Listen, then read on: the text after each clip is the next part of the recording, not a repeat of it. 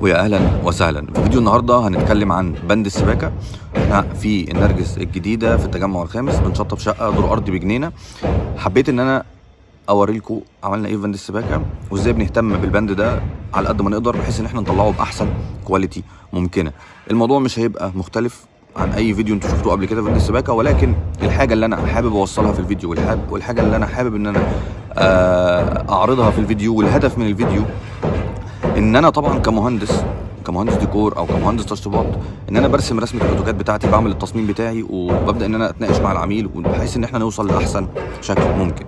ولكن من الحاجات المهمه اللي انا بفرح دايما لما بشوفها واللي انا بفرح دايما ان انا بعملها وبحب اعملها ان انا اشارك الفني او المقاول اللي شغال معايا في البند، ان هو يبقى عارف انا بعمل هنا كنبه، انا عامل هنا بانيو، انا عامل هنا كذا. هو عارف الكلام ده كله، لعل وعسى ان هو وارد جدا ان هو يفيدني وان هو يديني نقطه زياده عن اللي انا عاملها، هتفرق معانا جدا في كواليتي الشغل.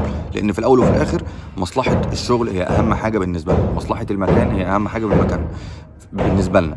فاحنا بناخد رأي المهندس، بناخد رأي العميل، بناخد رأي الفني، كل واحد فيهم ليه وجهة نظر بتختلف عن التانية وبتكمل في المكان. العميل ليه وجهة نظر ان هو يعيش في المكان، المهندس ليه وجهة نظر هندسية، المقاول والفني ليه وجهة نظر فنية هتفرق جدا. فكل واحد فينا ليه وجهة نظر هتكمل المكان.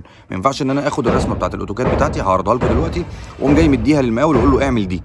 هو هيعملها ولكن وهتطلع كويس لان انت كده كده في الاول وفي الاخر انت مهندس وعارف انت بتعمل ايه، ولكن لازم تاخد رايه، لازم تبدا تستشير معاه في اماكن معينه، في حاجات معينه هتطلع كواليتي الشغل احسن. عشان كده هتلاقي في الفيديو ان المقاول السباكه وهو بيتكلم هو عارف كل حاجه هتتعمل في المكان، هو عارف هنا في ايه، هو عارف اصلا بند الكهرباء في الحته دي في ايه، هو هنا جنبه في علبه كهرباء ولا هنا في خرطوم، هو عامل حسابه على ده.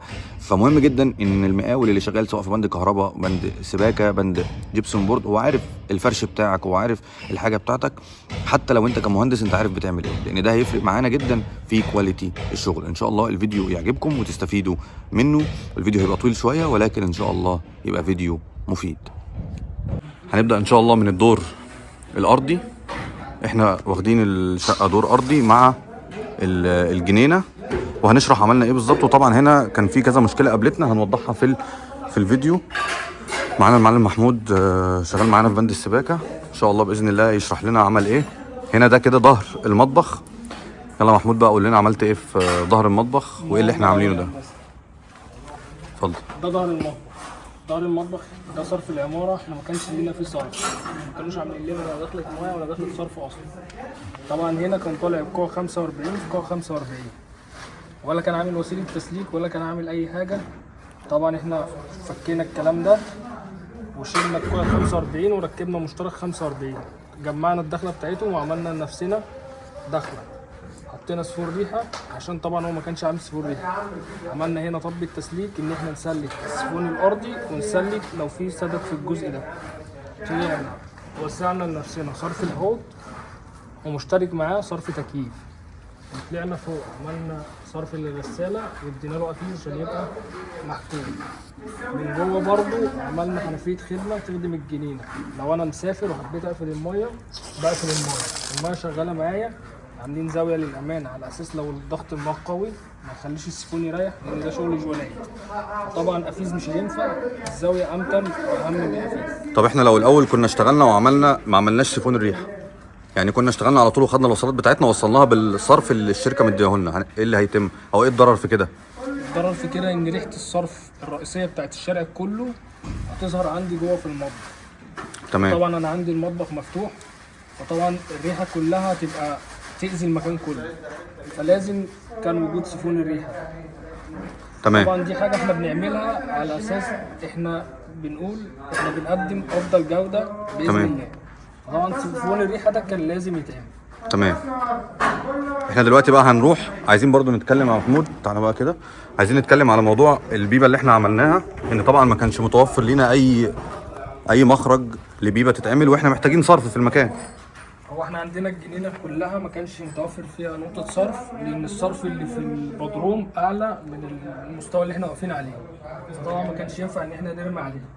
فطبعا احنا هنا عملنا سفون ارضي برضو ده يستوعب كم ميه اكتر، لو في رواسب في تراب مثلا دبحنا عملنا في حاجه السيفون الارضي بيستوعب كم ميه اكبر واوسع. يعني ده يعتبر احسن من البيبه العاديه بالبرقع بالكلام ده كله. احسن من البيبه العاديه طبعا. تمام. ارمي فيه زي ما انا عايز بغض النظر عن البرقع بتاع البيبه، لو اقل نسبه تراب او رواسب هتقفله. تمام. لكن ده القطر بتاعه كله 4 بوصه. تمام.